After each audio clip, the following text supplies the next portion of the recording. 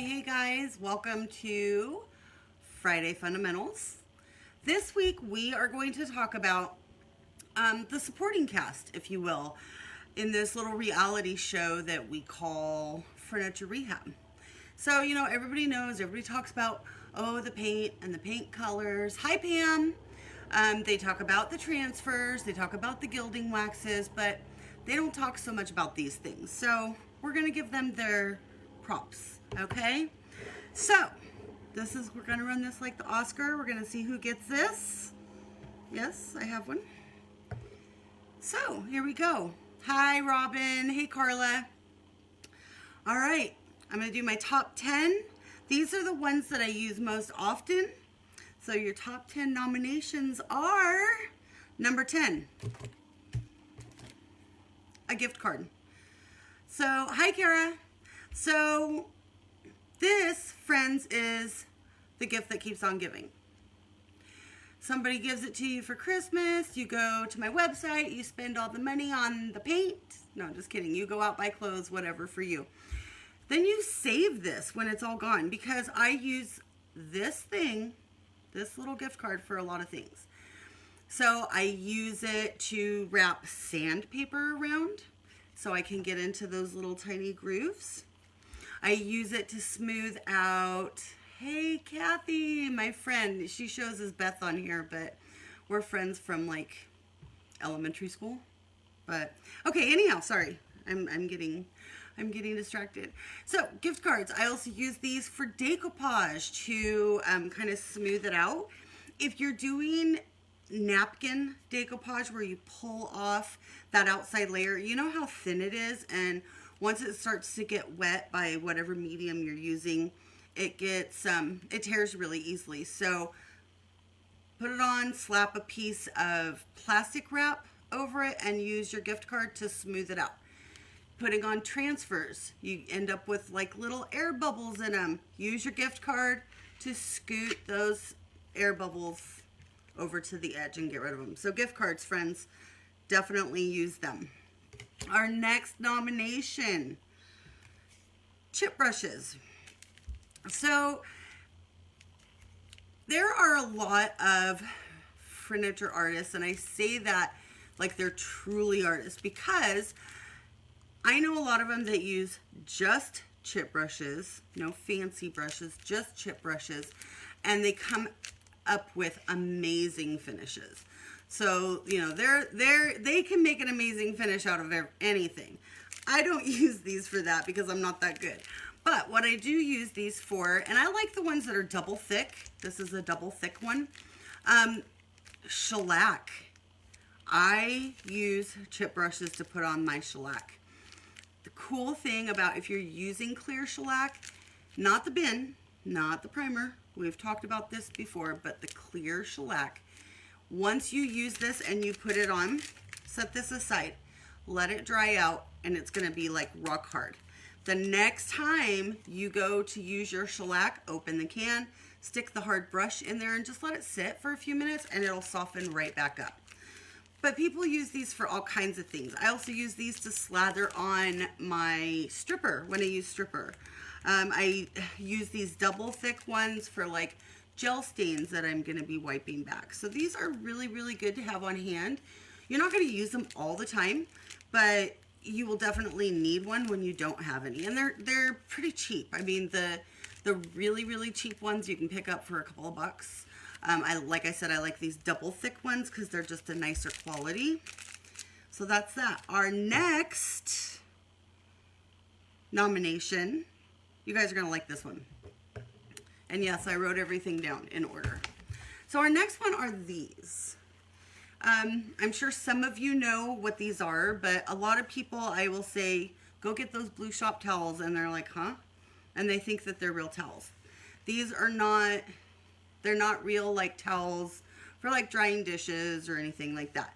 They are a paper product, and I just went and bought these so that I could show them to you guys. And so I didn't think about starting the roll. So we're going to take this one off. So anyhow, you guys, these are paper towels that have no lint. So they're really, really good. They're thick. They're almost like fabric, but they're not. So, I mean, you get a whole bunch, like this whole roll for like $3. You can get it at your hardware store, in the automotive section. These are originally for like mechanics because they're really super absorbent, and they really soak up like oil spills and stuff like that. So these, you guys, these are fabulous. I use these to wipe back my gel stains.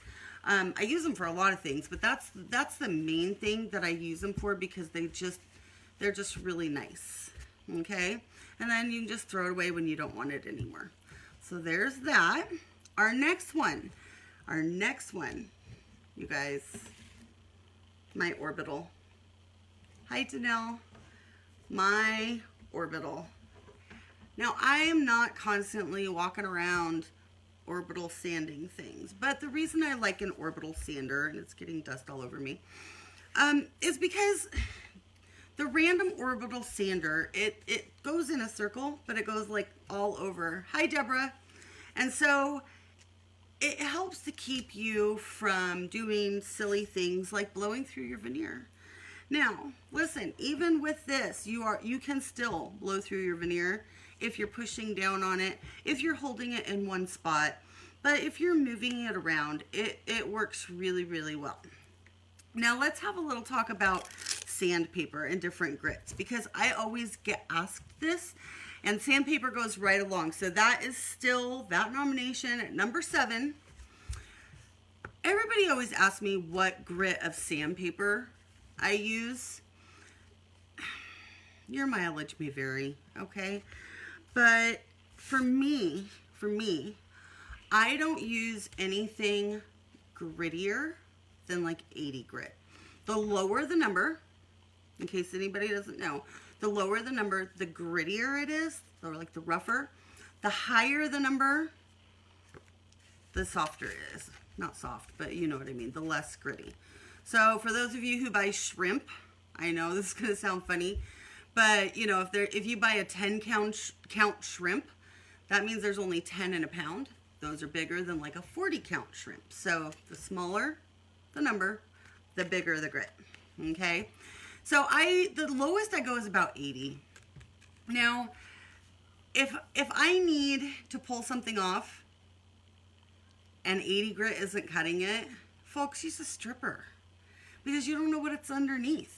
And you get going with 40 grit, and yeah, your paint or finish or whatever it is coming off, and the next thing you know, you're seeing particle board, right? So that's the grittiest I go.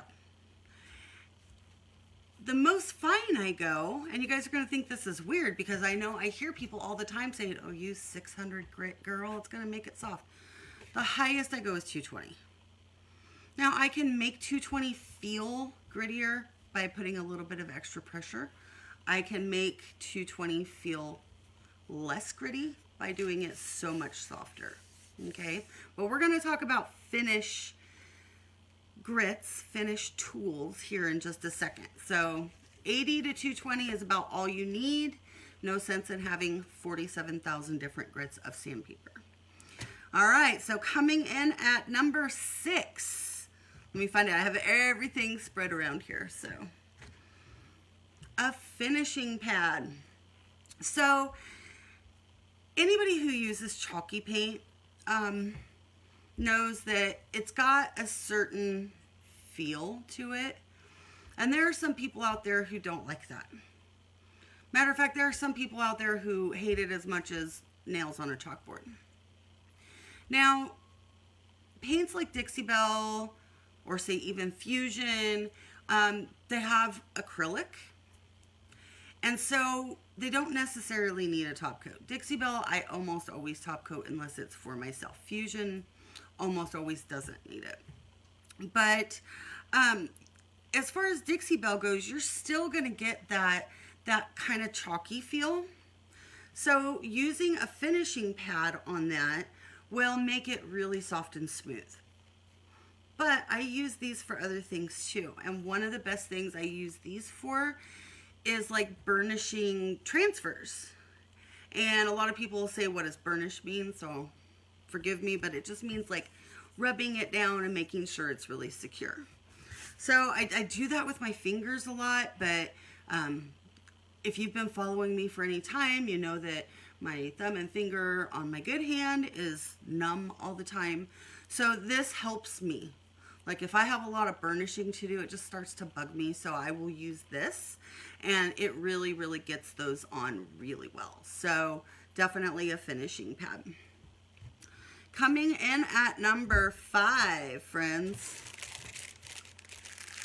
the blue sponge. So I'm going to open this one up, and I want to show you why I like it. And then I'm going to tell you an alternative, because you know that's how I am. So the reason I like this one is because of this little, I like it round. Hey Dora, welcome. I like the roundness. I like the color. That doesn't matter. But I like this little groove right here because it fits perfectly in my hand. Now, this is a very, very fine sponge. And after you've used it and washed it and used it and washed it, you may start to notice little blue lints. They're tiny. They're not like, they're tiny, and they're just little shavings off of here because you've used it.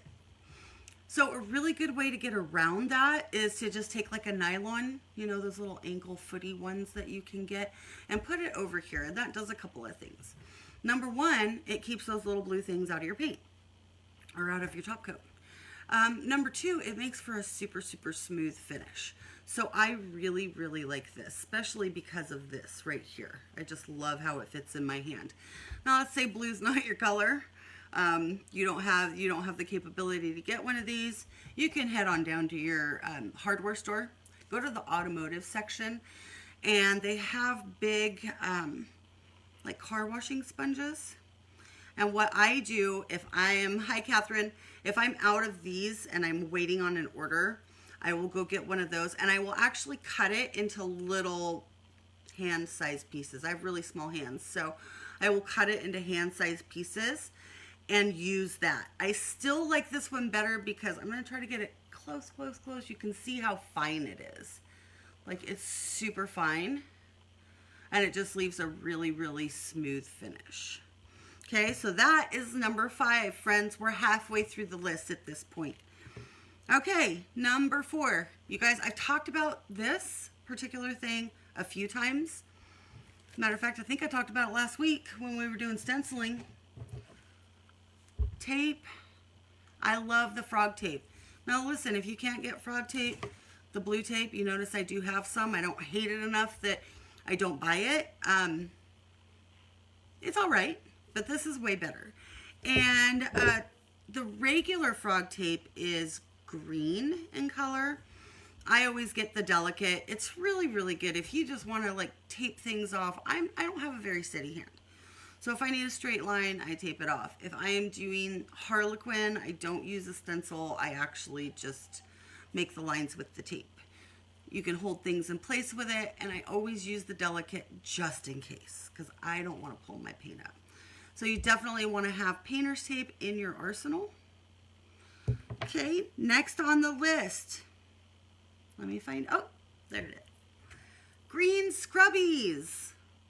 So these are, a lot of people will ask me, I'll say, oh, well, to get wax off of a piece, you need some mineral spirits and a green scrubby. And they'll say, well, what's a green scrubby? This is a green scrubby. So it's just like your kitchen sponge, except it's just the green part on the back that you use to scrub your pots and pans. It's abrasive, but not too abrasive. So yes, if you are, I clean all of my furniture with one of these. If you are taking wax off of a piece because you want to repaint it. Yeah, I love these, and that's why it's at number 3, because I use it on every piece. So these are really great. They really take the crud off. They take, another thing you can use them for, let's say you're using gel stain and you didn't wipe it back because gel stain dries really fast, and you put on a whole bunch at one time. By the time you get to wiping it, it's not coming off real well. Green Scrubby, Mineral Spirits, takes the gel stain down a bit. Excuse me. Okay, number 2. Number 2, friends. I use these every day. Every day. Scrubby Soaps. So, Scrubby Soaps, what is it? It's a brand new one. So, Scrubby Soap is soap with a scrubby. These are amazing for cleaning your brushes. They smell really good. But another great thing is if you have, yeah, Danelle's saying yes. It's so true. If you have like a utility sink, or you even clean your Dixie Belle paint, because I know that one's okay to go into my sink after I've kind of rinsed it out. And, you know, it kind of leaves little marks in your sink and makes it look dirty. Scrubby friends. It will make your sink look super clean. It cleans your brushes. It will get paint off of your skin. I bet it would take fresh paint out of your clothes. I did read in another group that somebody did that, but I haven't tried it because I kind of like the paint on my clothes. So that's number 2, you guys. Now, number 1. Number 1 gets this, okay? So, the award for the most unsung supporting actor in furniture rehab is artist brushes. So, you guys know I do a lot of jewelry boxes, and I use these a lot, but that's not even what I'm talking about with this, okay? Yes, I use these all the time for jewelry boxes. But today we're talking about furniture. So you may wonder, well, why do you use those on furniture? And I'm going to tell you guys. So sometimes there is like an inset panel and you're having a heck of a time getting paint in the very corner, like in the corner where they meet on the flat part. This. You're going to be able to get it in there for detail work. Let's say you have put furniture molds on and you need to touch the paint up around the furniture molds. Artist brushes, okay? You keep so much better control over your paint and where it goes if you are using one of these. You put on a mold and you want to paint just the mold. Artist brush. Finally, when you're doing top coat. Now, friends, listen, we've talked about this before. Light colored paint will yellow under a couple of conditions once you top coat it, okay? Condition number 1, you're using an oil-based top coat. Don't do that, okay? Don't do that on light colors, because then you're going to be in my group and you're going to be saying, I top coated this and it's turning yellow. What's going on? Oil-based top coat. The next reason is tannins, right? Like you guys know, we've talked about this. I think we talked about Boss in week 2, maybe a while back. Some woods just have evil wood juice that really, really likes to just screw your paint up. It doesn't show on dark colors. It still happens. It just doesn't show. But on light colors, it can be a nightmare.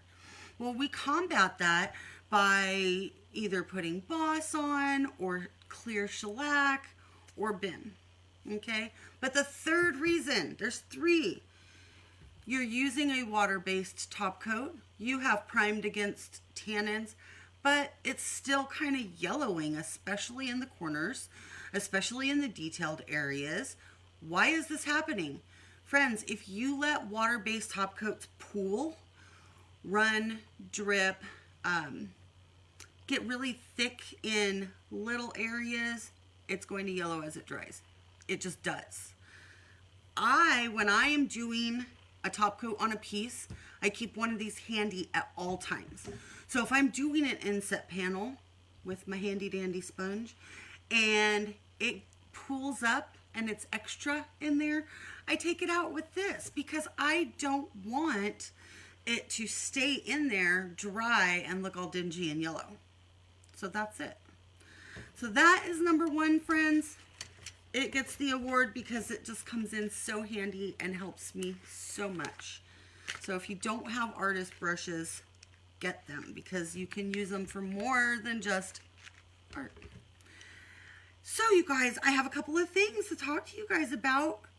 You guys come when you show up. I like to give back by doing a bundle. So a lot of these things I've told you, like where you can get them, you know, like the shop towels, you can go to your hardware store or an auto parts store. And then gift cards, I'm not putting gift cards into a bundle. Nobody's getting a gift card today. So, what's left? I have artist brushes, Scrubby Soap,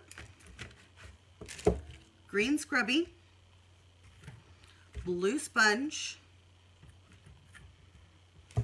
a small finishing pad,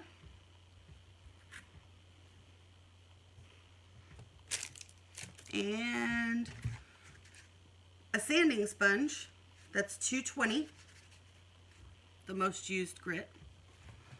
And lastly, I know I would love to send Starbucks gift cards to everybody, but I would use them all myself. And then you also get a premium chip brush. It's the double thick. So all of this stack, and I'm calling it the Unsung Heroes bundle. Regular price, $33 and some change. On sale, $29. Here's the kicker. I think I've got maybe 4 or 5. I'm waiting on an order and I don't want to offer something I don't have yet. So that's that. I also wanted to remind you guys, Beginners Clinic is open for registration. I woke up to the best message ever. It was actually a comment on one of my posts. And her name is, I know I'm going to screw this up, Lana or Lana. Anyhow, I remember her in class and she was really scared. And she took on a big project, friends. She took on a dining table and chairs, and she wanted the top stained and the bottom painted, all the things. And it took her a while. So she goes and she comments in the big group on one of my posts, and she's like, you guys, take the class. Look at what I did. And she posted it all finished, and I was just proud mom moment here. So it's open. You can scroll down the page. You can go to my website, whatever. I'm throwing things. And then last but not least, friends, if you are local, which I'll probably lose most of you because most of you guys are from not here, there is going to be a vintage market at the Gettin' Spot where my she shed is on Mother's Day weekend, and we are doing the cutest workshop / make and take. So I'm going to be working on that today, and I will post that on my page so you guys can see. If you're not local, check it out. You can make one at home too. All right? So thank you guys so much for showing up today. I really appreciate it. I didn't want to feel like a weirdo and be talking to myself. And so there we have it. You guys have a great weekend, and we will see you next week for another episode of Friday Fundamentals.